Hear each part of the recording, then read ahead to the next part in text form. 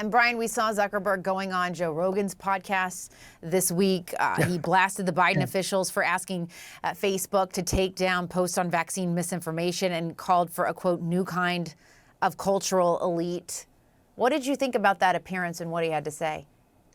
Yeah, I mean, it reminds me, he's like this guy that's been all buttoned up. I feel like he's the kind of guy that's like letting his collar out, like letting his hair grow out. He's letting it all loose. Like aesthetically, he even looks looser, right? That's what he's doing. Yes, he has changed. And in some ways, this may be a very personal, very, in his part, something that he's going through personally, where he has moved to the right personally. He's become more conservative personally. And that is partly what's going on here, but he's also trying to reorganize the company for a Republican term and for a president who has been threatening him, so it's very, very specific in that regard. But I do think there's a worthwhile conversation to have about where these speech policies should be.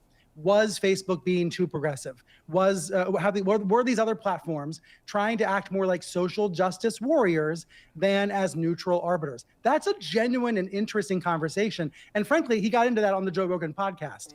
It is important for these platforms not to alienate half the country.